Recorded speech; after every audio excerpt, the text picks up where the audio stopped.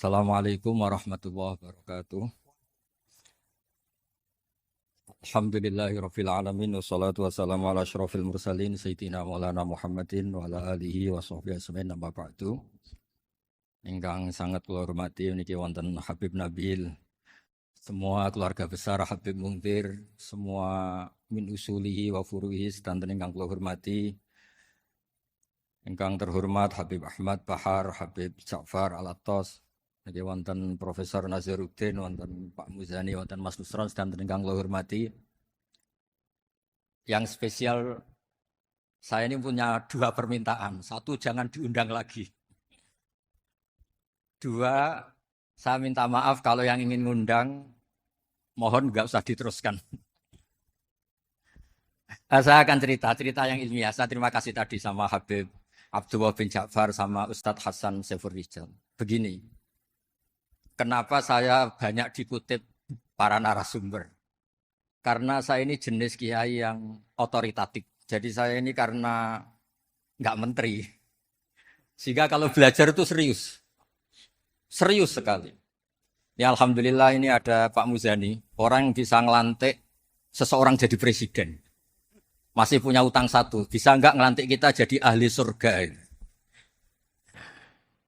Begini, kalau cerita ilmiah. Nanti saya baca hadisnya. Ada kelebihan kita jadi manusia itu justru karena ketidaktahuan kita. Kita tentu hingga detik ini tidak melihat surga langsung, tidak melihat neraka langsung. Apalagi melihat Allah Subhanahu wa Ta'ala. Tapi selalu ada teori. Dan ini dibenarkan oleh semua ulama karena ini nas. Nas itu mansus. Dan itu di antara kelebihan Rasulullah SAW adalah diutus kafatan linnas untuk semua orang. Sehingga ada orang ditanya, dengan apa kamu tahu kalau Tuhan itu satu?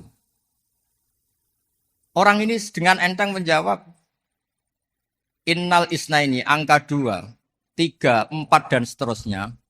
Nisbatu dzalika ilal wahid, nisbatul far'i ilal asli.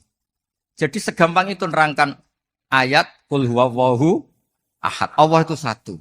Karena angka itu 2, 3 sampai 1 miliar 1 triliun.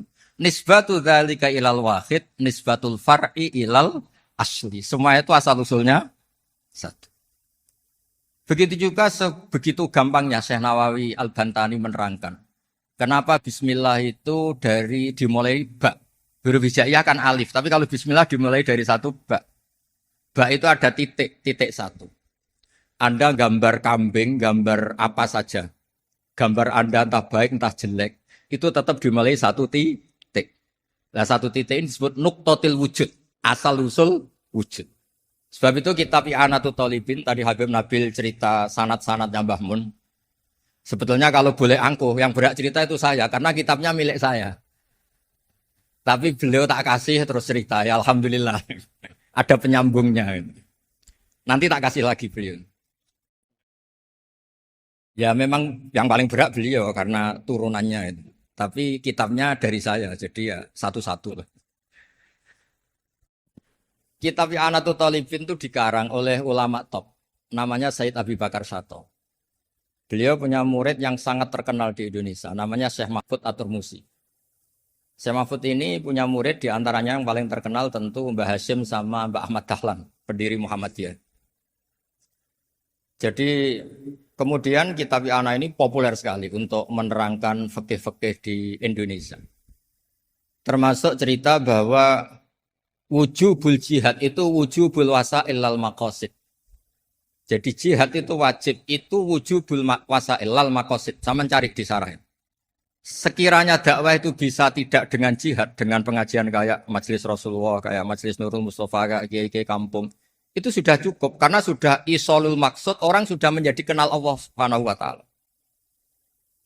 Sebab itu ketika Sayyidina Ali diutus di beberapa peristiwa, termasuk di Khaybar, Sayyidina Ali didhawuhi la ayyahdiyawu bika rajulan wahidan khairan laka min humrin na'am. Ada satu saja yang Islam karena kamu itu lebih baik daripada kemenangan. Nah, kemudian ini supaya otoritatif menghormati masjid ini, Masjid Istiqlal, masjid yang luar biasa bersejarah. Saya baca keterbatasan kita, tapi ini menjadi kelebihan. Ini hadis di Sahihul Bukhari. Nanti sebagian materinya saya tinggal supaya ini tadi otoritatif tadi supaya semuanya pakai sanad.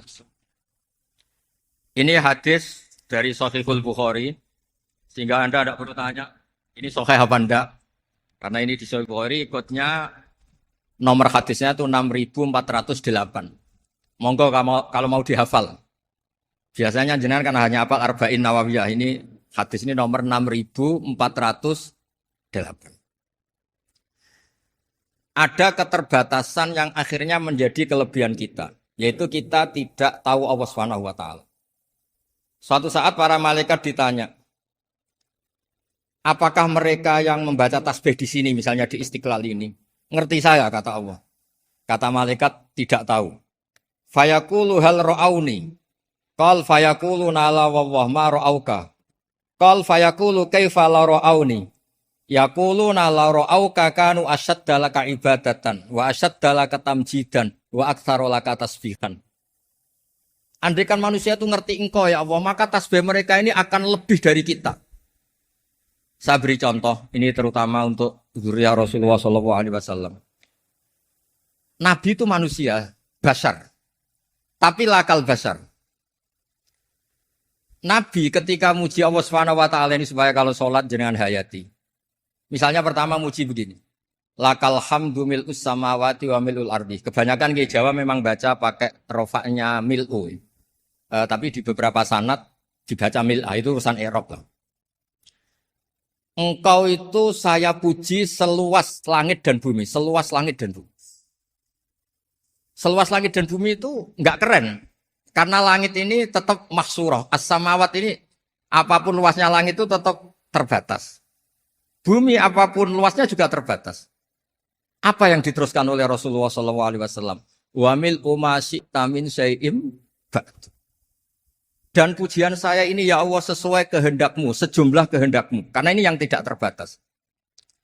Begitu juga ketika Nabi dengan keterbatasan sebagai manusia, bukan sebagai Habibullah, atas nama manusia. Nabi itu punya dua sisi. Kadang sebagai Bashar, kadang sebagai Habibullah.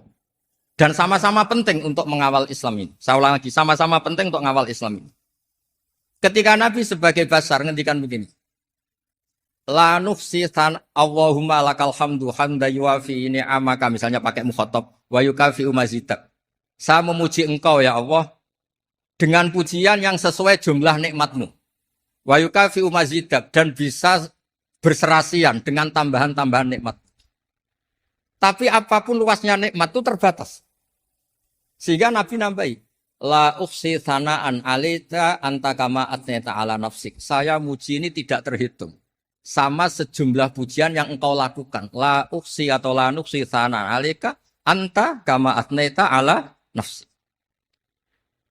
Sehingga ini kreasi-kreasi Bani Adam yang malaikat itu tidak bisa. Saya ulang lagi. Ini kreasi-kreasi Bani Adam yang bakat malaikat itu tidak bisa. Ini saya baca di kitab Fathul Bari, ini sarahnya kitab Bukhari. Kata Imam, ini saya ulang lagi, ini kata Imam Ibnu Hajar al-Asqalani, pensarah terbaik Bukhari. Jadi Sahihul Bukhari itu punya sarah paling terkenal namanya Fathul Bari. Itu gurunya Syekh Zakaria Al-Ansari. Syekh Zakaria itu dikenal sebagai Syekhul Islam. Itu berkahnya punya guru alim banget, kereng. Ibnu Hajar al-Asqalani itu kereng itu keras. Kalau muridnya tidak bisa itu keras sekali, tapi urusan ngaji saja. Terus punya murid itu pinter sekali, namanya Ibnu Hajar al-Haytami. Jadi beliau kalau mau ngaji ya susah, karena gurunya itu alim, nyuruh baca. Kalau mau ngajar ya susah, muridnya itu alim, takut salah. Jadi akhirnya pinter. Orang punya murid alim alama itu kan bingung.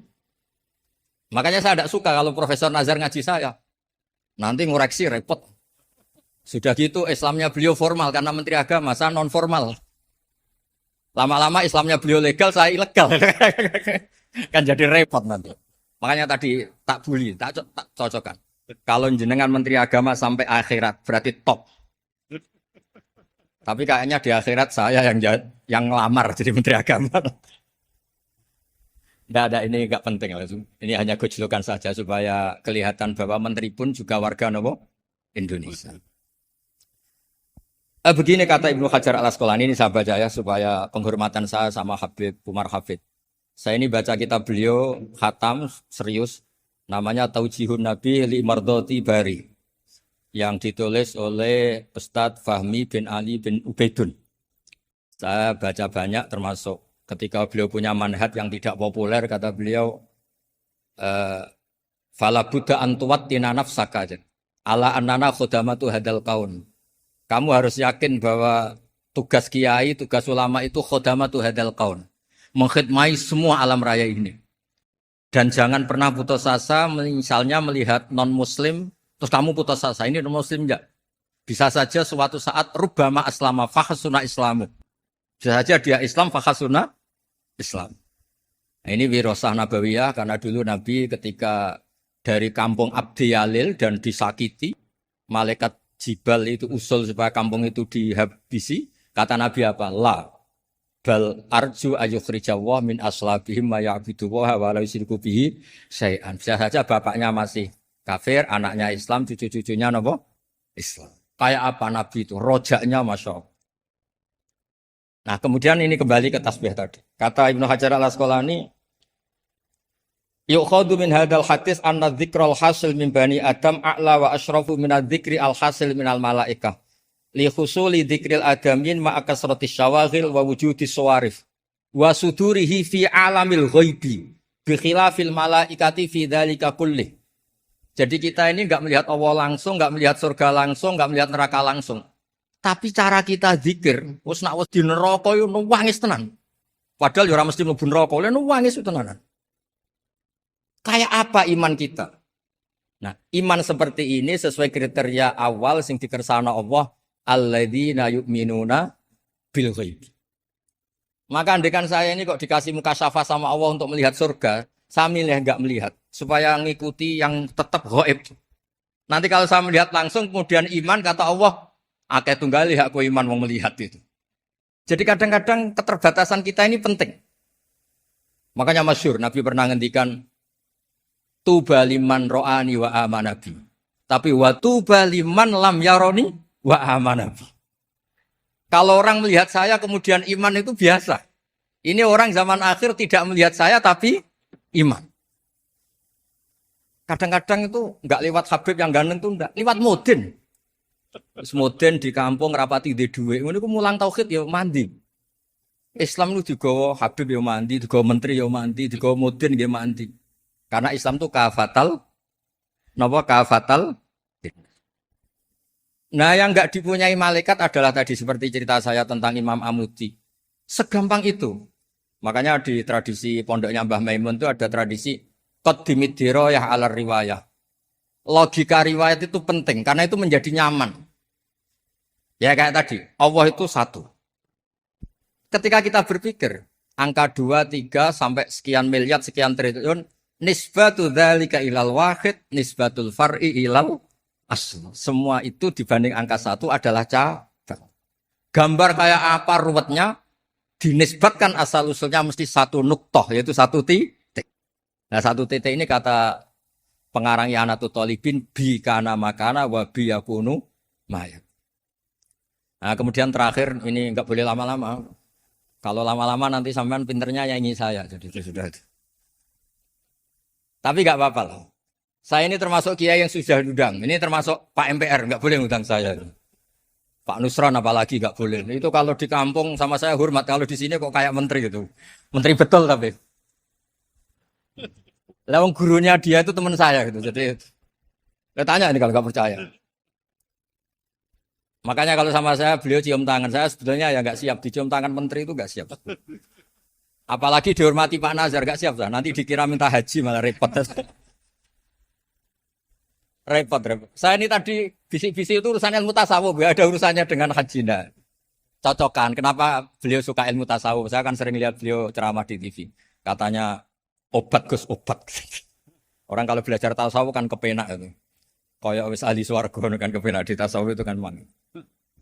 Sekarang saya cerita tentang ini karena bidang yang saya tekuni. Ada kitab tentang Ulumul Quran, namanya Al-Mufradat fi Gharibil Quran. Dikarang oleh Ar-Raghib Al-Asfihani. Ini kitab luar biasa. Di situ hanya cerita lafat-lafat per kata. Saya tadi sebelum ke sini ngajar dulu di pondoknya Beki, Baitul Qurannya Pak Kures. Karena memang saya termasuk pengajar di sana. Artinya kalau saya sering ke situ, jangan iri. Memang saya termasuk pengajar di sana. Termasuk pengajar yang keren maksudnya. Keren itu artinya pakai referensi, bukan asal. Begini kata kitab itu. Rasulullah SAW itu kan punya nama Muhammad. Orang yang banyak sikapnya atau semua sikapnya terpuji. Termasuk ketika sebagai manusia. Sama kita termasuk ketika sebagai apa? Manusia. Sebagai manusia aja Nabi gak pernah salah. Begini kata kitab itu. Nabi-nabi yang keren-keren itu, sama lihat di Ahaditsus Syafa'ah, itu masih egois. Ketika ada haulul mauqif, ada prahara mauqif, itu semua Nabi bilang nafsi, nafsi, nafsi, nafsi. Ketika dimintai syafaat bilang nafsi, nafsi. Tapi Rasulullah SAW itu beliau ngendikan ummati, ummati. Dan beliau ketika dimintai syafaat, kata beliau, sudah, analah, saya bisa memberi syafaat. Kata beliau, fa'akhirru lillahi ta'ala sajidan. Fayaqulu li ya Muhammad irfa' ra'sak. Wasal tu'tah wasfa'tu syaffa'. Kayak apa hebatnya Rasulullah SAW? Umumnya para nabi melihat akhirat itu sudah akhir dari semua amal. Itu menurut Nabi Muhammad gak keren. Allah itu gak bisa didikte akhirat. Allah itu Tuhan, tetap yaf'alu ma yas. Jadi gak bisa misalnya sudah akhirat orang nyuwun sewu. Terus tanya, ya Rasulullah ini sudah akhirat kok jenengan sujud bareng ini gimana? Ini sudah enggak darul amal tapi ini darul jaza, tidak bisa. Akhirat enggak bisa dibatasi. Karena akhirat enggak bisa membatasi Allah, Nabi tetap dengan rileksnya minta sama Allah. Fa ahmaduhu bima hamida 'allamani ya rabbi. Kemudian saat itu saya muji-muji Allah dengan pujian yang luar biasa. Terus kata kitab itu, fa Muhammadun Ahmadu min wairihi. Makanya beliau punya nama Ahmad. Ahmad itu afal tafdil, bukan fi'il mudhari' waqi' mutakallim. Ini pernah madrasah dulu di Qudsiyah. Tamat terus. Beliau kalau di rumah hormatnya enggak kayak tadi, lebih dari itu. Tadi di sini pejabat terus. Sembrono ya di sini itu kelewat itu. Ya tapi enggak apa-apa itu. Tadi sudah dipuji, akhlaknya baik, apa-apa baik, alhamdulillah. Fa Muhammadun Ahmadu min ghairihi. Ketika para nabi gak bisa muji Allah di mahsyar, bahkan mereka itu nyuwun sewu egois, hanya mikir diri sendiri, nafsi-nafsi. Rasulullah Muhammad ini punya nyali untuk muji Allah dan tetap mengajukan permohonan apa? Syafaat. Makanya disebut fa Muhammadun Ahmadu min ghairihi. Sampeyan lihat di Bukhari, di Muslim. Fa Ahmadu fi mahamida 'allamaniha rabbi. Tetap muji-muji Allah. Bukti bahwa teori saya benar dan otoritatif adalah yang enggak bisa hilang di surga itu juga wiridan. Ketika kita masuk surga, apa kita kegiatannya? Da'wahum fiha subhanakallahumma wa tahiyyatuhum fiha salam wa akhiru da'wahum alhamdulillahi rabbil alamin. Nah, kemudian ini juga yang terus kemudian dinyatakan al-baqiyatus sholihat. Ini kalimat-kalimat yang abadi. Karena apa? Di dunia ya kita bilang subhanallah alhamdulillah, di akhirat dia bilang subhanallah. Kayak apa kerennya kita sebagai Bani Adam? Nah, makanya disebut alladzina yu'minuna bil ghaib. Wong tidak melihat Allah, tidak melihat surga, tidak melihat neraka, tapi iman kita ini kayak iman sing musyahadah. Iman sing hakul yakin, ainul yakin. Kenapa demikian? Ya karena tadi kita diajari terus-menerus oleh Rasulullah SAW. Yang terakhir saya cerita mukjizat. Ini juga terkait dengan betapa mudahnya hadaddin ini di logika, dicerna. Kata Rasulullah SAW, sabda Nabi di hadis, salang lagi ini hadis sahih. Di bab awal Fadailul Quran di Sahihul Bukhari. Dicek kalau nggak percaya dicek. Ma minal anbiya'i nabiyyun illa u'tiya minal ayati ma misluhu amana alaihi bashar.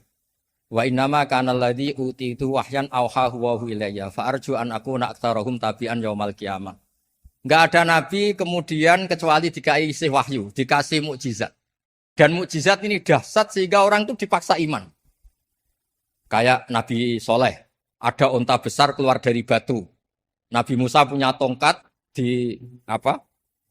Dipukulkan ke Laut Merah langsung apa? Menyibak jadi daratan.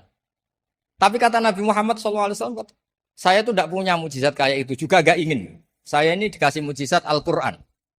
Dan saya berharap karena mujizat Quran ini adalah, terus kemudian umatku menjadi yang terbanyak ila yaumil. Ya, sekarang kita berlogika. Ini kata kitab Fathul Bari lagi. Kita berlogika. A'jaza yu'jizu i'jazan. Sesuatu yang menjadikan orang lain gak mampu disebut i'jaz. Kemudian karena ayat menjadi mukjizat, sesuatu yang kita sepakat tidak mampu. Nah kalau itu masalahnya, tongkat dipukulkan laut kemudian menjadi kering, kita mampu tidak? Tidak kan? Tapi pertanyaannya, Anda bikin nyamuk mampu tidak? Tidak kan? Anda bikin sapi, bikin unta mampu tidak? Tidak kan? Makanya Nabi Muhammad SAW cukup, sudahlah kamu itu manusia. Bahkan sekedar menciptakan lalat itu tidak bisa. Inna wa la yastahi ayyadriba masalam ma'ba'udatan fama fau.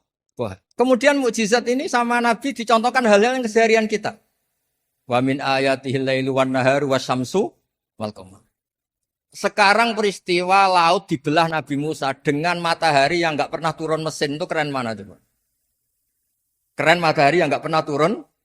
Terus kata Ibnu Hajar Al-Asqalani, li'annal mu'jizat al-madiyah kanat khisyatan tusyahadu bil absor.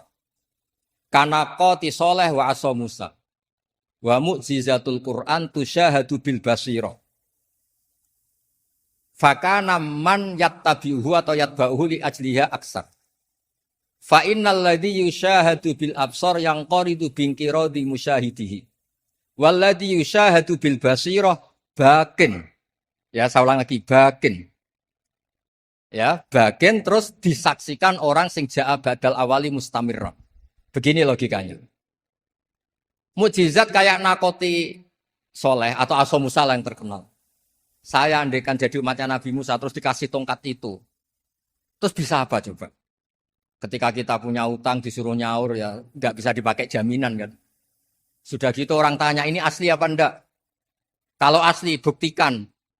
Kan ya repot. Tapi kalau kita jadi umatnya Rasulullah SAW ditunggoni Quran. Punya banyak masalah resepnya sabar. Kalau nggak bisa sabar ya nyari kiai-kiai tukang ijazah anak menodongannya mandi. Karena orang mensifati Allah itu macam-macam. Makanya saya pastikan nggak ada agama yang mengajarkan rasional kayak agama apa? Islam. Makanya liqaumi yaqilun liqaumi yatafakkarun. Coba misalnya nyamuk. Kamu bikin nyamuk tidak bisa kan? Nyamuk punya organ tubuh kecil. Organ tubuhnya punya urat. Kamu mikirnya kayak apa? Sekedar bikin patungnya saja tidak bisa, apalagi bikin nyamuk. Jadi untuk mengakui kudrohnya Allah yang tidak terbatas dan kita lemah, itu udah usah nunggu peristiwa kayak terbelahnya laut. Cukup wama min dabatin fil ardi wala ta'ir yatiru bijanahihi illa umamun amsalukum. Inna fi khalqis samawati wal ardi waqtilafil laili wan nahar seterusnya la ayatil liqaumi yaqil.